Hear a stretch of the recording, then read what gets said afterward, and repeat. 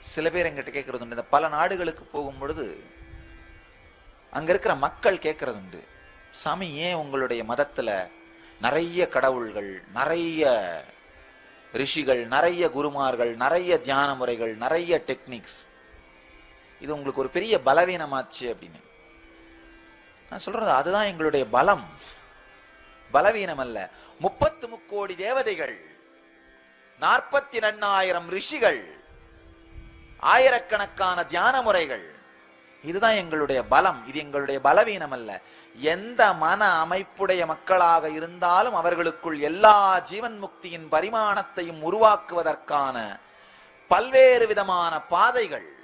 இது எங்களுடைய பலவீனம் அல்ல, பலம்.